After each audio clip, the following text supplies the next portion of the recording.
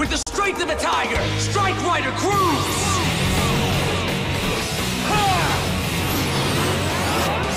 Let's ride! Full throttle! Because nothing quite says animal spirits of the jungle quite like extreme sports or motorcycles. Welcome, my friends, to Power Rangers Jungle Fury.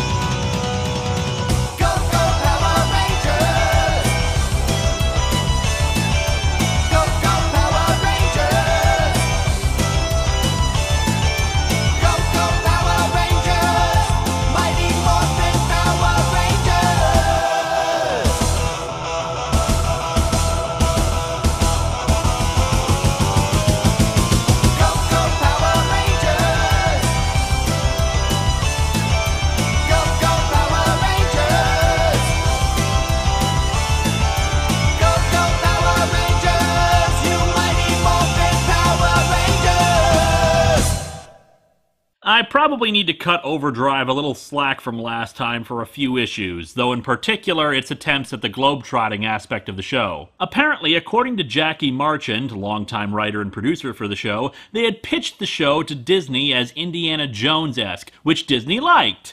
And were then given a minuscule budget by Disney and told to just use more stock footage. Disney was apparently frequently a problem while the series was under their control, budget being the big issue. Evidently, some seasons adhered more to the Sentai plots than the more original stuff they wanted to do, simply because they couldn't afford to do it otherwise. One Disney executive apparently told them at one point to just dub the whole show. Amusingly, considering what happened later under the Neo Saban era, it's kind of curious why that didn't end up just being the mandate. Anyway, the point is that clearly there were people on the show who cared about it, wanted it to be good, and were ambitious, but that many aspects were stifled by a limited budget. However, while that is a shame, it still doesn't fix a lot of the overall problems for writing and technical issues. Kalash explosions, the Rangers themselves being frustratingly unlikable or annoying, the lack of complex villains, the pacing, etc. Jungle Fury, as I've mentioned before, is a series I entered into with very few preconceptions. I knew a little about it since I needed to look through footage of it here and there to get clips for the opening theme of History of Power Rangers. However, the actual details of the series were unknown to me and I didn't see very many people talking about it. That can mean any number of things, but the really good thing about it is that it allows me to view it without worrying about major spoilers accidentally revealed to me and without ever having really viewed it like I did with Overdrive. And frankly, Overdrive is such a low point for me in the show that it can only go up from there. The only way the series could get worse was if every character in Jungle Fury was replaced with Dax. However, in researching the season, I'm also aware that the show was hurt a bit due to the 2007 to 2008 Writers Guild strike, which some of the writers, including the aforementioned Jackie Marchand, participated in. That means a good chunk of the middle of the series was written by a different writing team altogether.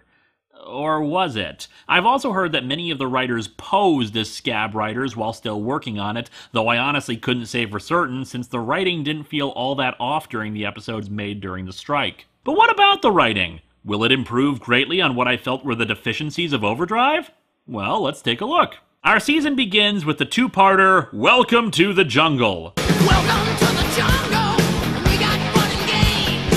Actually, when it comes to music, we're off to a good start with the theme song. I mean, it's gonna be uphill after Overdrive's theme, but Leigh Roberts and John Ehrlich did a great job giving us a song that sounded like an old-school Power Rangers theme, but unique and epic in its own way, with the jungle xylophone build-up at the beginning before going right into the guitars.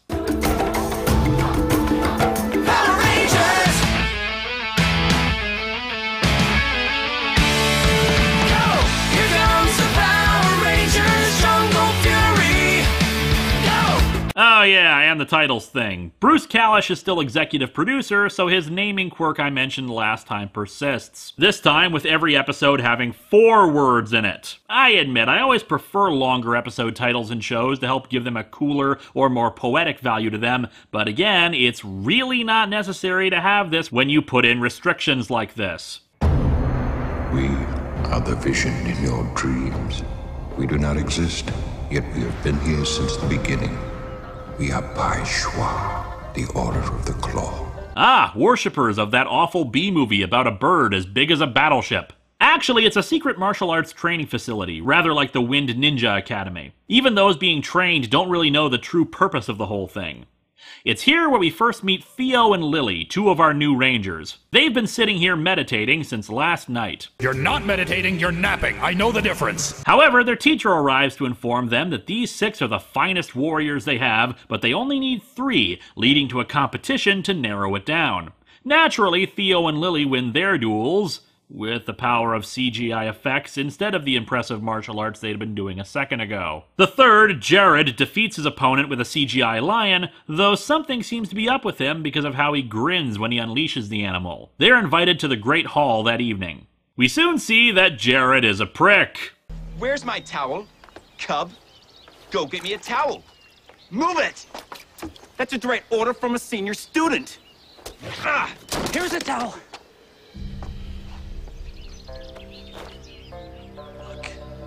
I don't want any problems. Too bad.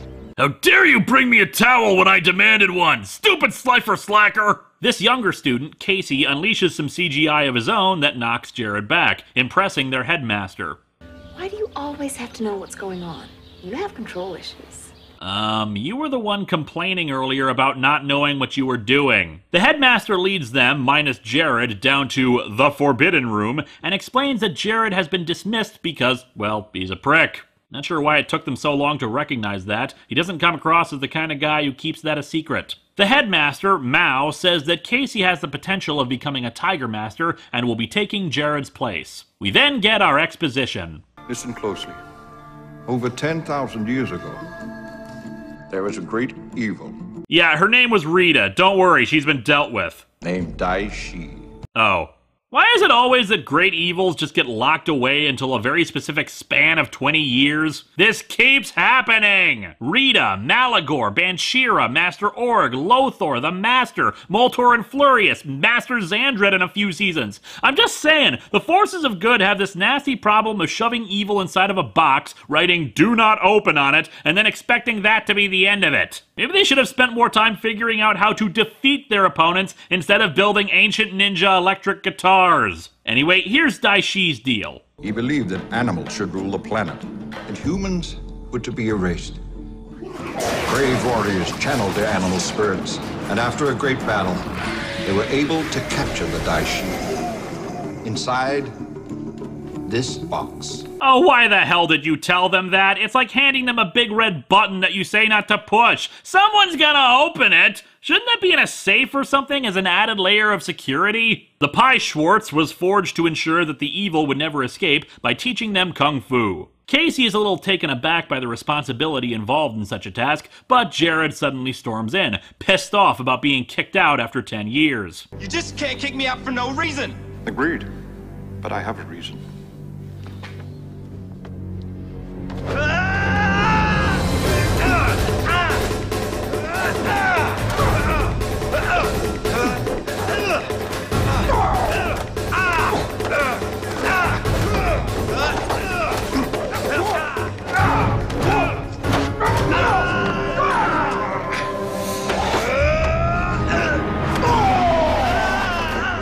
You know, I instantly liked Mao as soon as I saw him, and I think I figured out why. He looks exactly like Shadis from Attack on Titan. Why can't you be more like that majestic stallion John over there? Mao orders Jared to leave, but he's a sore loser and unleashes his CGI on Mao, once again proving the power of glowy animals over wire fu. And because of this, Mao drops the box and Daishi is freed. Mao, my old friend.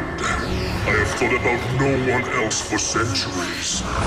But before I destroy you will be a witness to my destruction of those dear to you. You sound like a majestic fucking eagle! Daishi decides to torment Mao by killing the students, Jared making a hasty retreat, but Mao tries to intervene, forcing Daishi to smack him around some more. With Mao defeated, the three are no longer worth his time and he leaves the Forbidden Room. Mao's not doing too hot after this. My time in this form is ended. Shed no tears. There are important things to do. The evil that is Daishi will return to where he was captured. You must destroy him. Go to this address in Ocean Bluff. There you'll meet your new master. We don't want a new master. Remember the first rule I told you. Don't be attached to the master, but to the lesson. Casey once more says they've got the wrong guy with him, but Mao says they're the world's only chance before he becomes one with the Force or something. While Jared flees, having had the time to change clothes and pack, Daishi goes all Evil Dead on him and attacks him in the woods. The three trainees find that the address given to them is to a pizza parlor in the nearby city of Ocean Bluff. In a quick bit of racist assumptions, the three assume a nearby Asian guy is their new master, but he has no idea what the hell they're talking about. They meet RJ, the owner of the place, with dough on his head. Theo wants to bail, but the others are hungry anyway, so decide to stay. Daishi returns to a temple where he was first captured and performs a ritual to summon his foot soldiers, the Renshi. He transforms one of them into a mantis, an upgraded form, and summons a general from the wall, Camille. Daishi, what a magnificent new look you have. And hey, she's got the bondage gear already. After the three students finish their pizzas, RJ suggests that if they're looking for their master, they should work at the pizza place until he shows up. Lily thinks it's a good idea since they have to live in the real world now and will need money, making me wonder why the hell they haven't informed anyone else at the school what's happened. Or how they even got inducted into this school. What was the sales pitch to the parents? Come stay at our school for over a decade learning Kung Fu, someday even summoning CGI animals to attack your teachers and help unleash evil. Hearing a disturbance outside, they run off to find the Renshi bouncing up and down like Chinese vampires, which I'm guessing they're actually supposed to be given their looks. So we have a member of PETA as our main villain using Chinese vampires as his foot soldiers. Well, of course. Casey is reluctant to go, but Theo says that if he's going to be a member of the team, he should come along. They confront the Renshi, but true to tradition at this point, are eventually overwhelmed by superior numbers. The mantis transforms into a more monstrous form just to kick their asses some more. However, before it can finish them off, RJ intervenes. I think it's time for your first lesson. Can't judge a book by its cover. Of course, it all makes sense! Evil pizzas may not be a match for a simple stoplight, but we can harness the power of pizza for good! RJ easily handles the Renshi and then uses his CGI blasts against the mantis, reverting it back to its red-cloaked form. Naturally, Daishi is pissed about his failure, ordering him and Camille to go and do it better this time. Camille even takes on a more monstrous form herself. Our heroes return to the pizza parlor and meet Fran, a hyperactive customer who sometimes helps out RJ. I love pizza. All the toppings and the smell and the taste. I like spaghetti as well, you know, the sauce and the meatballs and the... Breathe, Fran. Aw, the poor girl's going through her first fetish. After sending her away, RJ brings them to a large back room that contains training equipment, a basketball hoop, and a jukebox. Everything is yours. Except that chair. My chair. It's mine. It's off limits. Got it? Got it. If I didn't know any better, with the spinning fan and insistence that that chair is only his, I'd think RJ was actually Lord Zed. He then hands them new uniforms and shows them his version of the viewing globe, several TVs and a network around the city letting him monitor activity. On them, they see the Renshi attacking again. The three want to head out, but RJ says he's not really much for fighting evil and needs to run his pizza parlor. Our mentor, everyone! I miss Mao. All right, Aryan Coconut. What's your story? Anyway, he realizes they were overpowered in the last fight and gives them an edge. I got a gift for you to even out the odds. Sunglasses? They're not just sunglasses. They're solar morphers.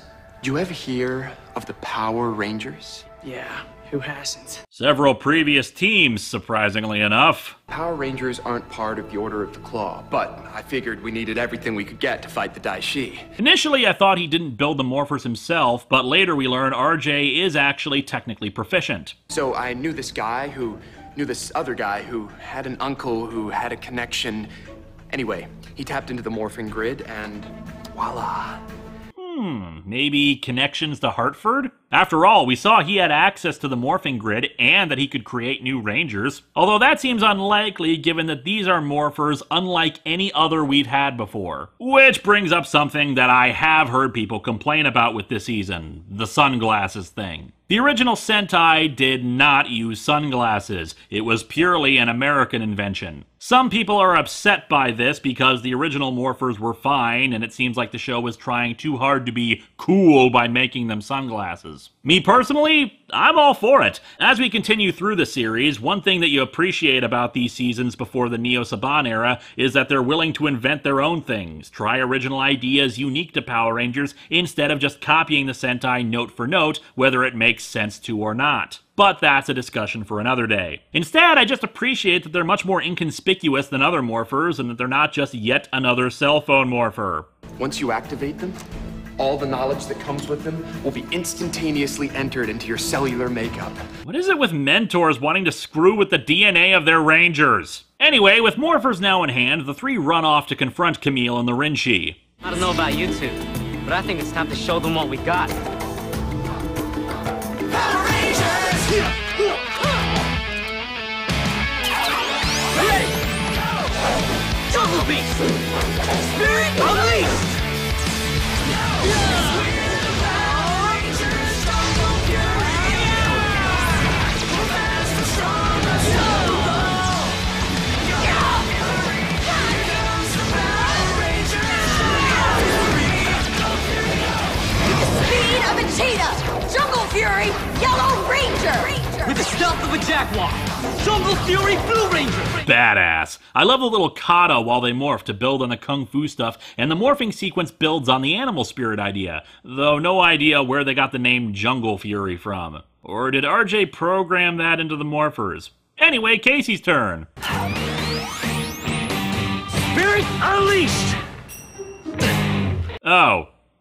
Whoops. Well, while Casey stews in his failure, let's talk about the Jungle Fury outfits. I like them. The lack of a belt is weird at first, but it honestly fits with the general martial arts and animal motif the season is going for. Hell, we can build on that with the fact that RJ has cobbled together these morphers and powers. Either they're incomplete, or he designed them to aesthetically match the fighting they would have to do anyway without the restraint of the belt. That being said, Theo's is slightly more irksome to me. There's something about the black patterns along the side, something about the trapezoidal shapes make it seem more like a tracksuit, or at least more artificial than the others. And yes, I know that's an odd statement regarding outfits that are indeed, well, artificial. It's just that it doesn't flow as well as the others. One other thing that is kind of iffy is the neck. The only other white on the outfit is the outline of the patterns. It should have been black or their respective colors to better match up with it. As we enter part 2, Casey is finally able to morph when he spots Fran being menaced by the monster. He does pretty well too, kicking its ass pretty effectively. At first it looks like he destroys it, but the monster survives and proclaims that it's gathering people's fear, something they had been doing earlier, and uses the energy from that fear to make itself grow. Before it can stomp on the Rangers, an orange spirit appears and tackles the monster. It's Master Mao, who teleports them after the monster is blown away. Well, sweet Pacific Rim job! Man, Force Ghosts and Power Rangers can kick serious ass. Master Mao, I thought you were gone forever. Spirit of a Pai Schwa can never be destroyed. Oh, so maybe that's the deal with the Sentinel Knight. He was a Pai Shimmy or whatever. Mao also explains that the monster was able to grow because it mastered a level of battle technique, and that they'll have to master it themselves if they want to fight Daishi. RJ tells the Rangers they're not ready for the grow really huge technique yet. He also hands them their personal weapons. Theo gets tonfas, Lily a bow staff, and Casey nunchaku. Unfortunately, while the others have had all their weapons training, Casey is still a newbie. RJ refuses to teach them more unless they're all on the same level. Just because Casey's a cub doesn't mean we should be held back in our training. It's not fair. Hello? I'm standing right here. I don't mean to sound harsh, but that's just the way it is. Theo's got a good point. The threat before them is immediate. Daishi is not going to sit on his ass and wait for Casey to get up to speed. It may not be fair, but it's a pragmatism standpoint. Casey isn't ready and is not going to be ready for a while. You need to focus on the here and now while getting him prepared. However, RJ argues it's a matter of teamwork. They need to all be together if they're going to succeed, using a metaphor of a stool with 3 legs. One leg is removed and the whole thing falls over. Later, the three are working in the restaurant, and Theo sees Casey effortlessly tossing pizza dough. He's irritated that he seems so good at this, yet has had trouble with his weapons. Lily gives him a light reminder that he used to suck too, and he needed Master Mao to teach him how to properly use his weapons. Look at you, Jagger! You're all loose and tight at the same time. As Theo takes Casey back to train, RJ hires Fran on board. And hey, I'm sure this training will go well.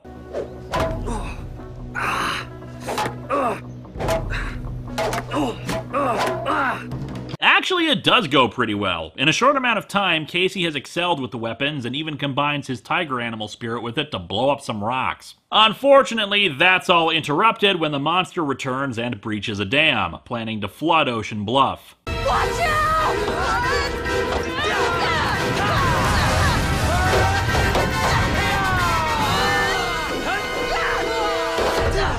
Camille confronts the Rangers to stop them from attacking the monster, revealing that she's a chameleon and able to alter her appearance at will. The Rangers morph and fight the Rinchi, revealing their individual weapons. Like the Zords, I don't usually talk about them that much because they start to blend into each other after a while, especially when they repeat certain patterns and motifs over and over, but this season is rather cool in that they're actually using stylized martial arts weapons, the aforementioned tonfas, bow staff, and nunchaku. It's always appreciated when they do something different instead of just sword, axe, and portable fan. RJ contacts them and lets them know that they do know the growth technique, they just don't realize they do, reminding them of their team. This leads to them jumping to the conclusion that Lily is the heart of the team, Theo the brains, and Casey the strength. By summoning their animal spirits and combining them, they're able to form the Jungle Pride Megazord. And this one actually is meant to be an extension of themselves, so it's piloted G-Gundam style, with them making martial arts movements inside of it instead of having a control console. And then Camille regurgitates an annoying fly thing named Flit that provides unnecessary commentary on the battle.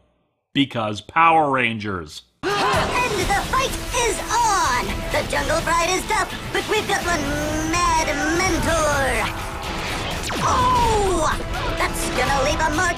Anyway, the monster is destroyed, and Daishi turns around to reveal that he's possessed Jared! Dun dun dun! We already knew that. Why did you try to make that a twist when we already saw him become possessed? Anyway, Welcome to the Jungle is average. It's not bad at all. The three Rangers are likable in their own right, and none of them are annoying or grate on you. RJ is a very charming, different sort of mentor than we've had before, acting simultaneously like a surfer dude while also actually having wisdom and skill. It's actually rather refreshing after having so many serious mentors for so long to just have one who seems to be at a natural peace with his surroundings. The story comes across very similar to the beginning of Ninja Storm, martial arts students having to deal with a returning evil. Unlike that opener though, this one has more plot holes. What happened to all the other Pow Bazinga students and teachers at the academy? I mean, sure, RJ isn't going to have more than the three morphers, but you can imagine the other students and teachers would be extremely helpful against Daishi regardless. How come Fran doesn't realize Casey is a Power Ranger when she was right in front of him when he morphed? For that matter, why not include her in all this stuff? She admits herself she has little social life and could probably be more helpful in general, and she's not likely to blab about it to people. Also,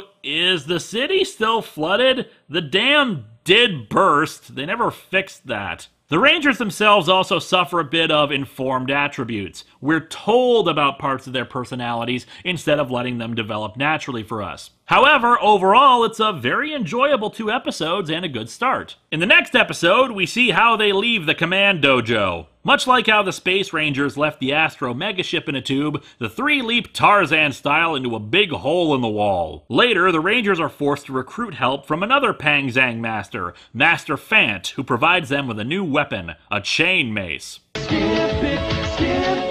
And a new Zord, the Elephant, which becomes an armor and giant mace for them. It's been kind of a thing since Wild Force. The Zords have less and less been about creating new Megazords as opposed to being enhancements and new weapon upgrades for the main Megazord. It's one of the reasons why the Megazords have begun to blur together. Instead of having their own unique personalities to them, they're just there for toy accessories. Not that they weren't an advertisement for toys already, but you get what I mean. Like Overdrive, Jungle Fury has a bit of a serial nature to it, but it's handled better in later episodes. In the beginning, it's smaller. We've got something like 5 monsters being summoned by Camille to fight the Rangers, and instead of taking them on altogether, even though they can clearly defeat them together, each one is dispatched per episode. Then the last monster has life talons that can be used to resurrect the dead, which Daishi uses to summon 3 overlords, and you get the idea. But the fact that episodes do have consequences from one to the next is greatly appreciated and has a larger impact on the overall narrative, what's motivating the characters, and what their decisions will be. I mentioned the overlords thing. So, Daishi has his own code of honor,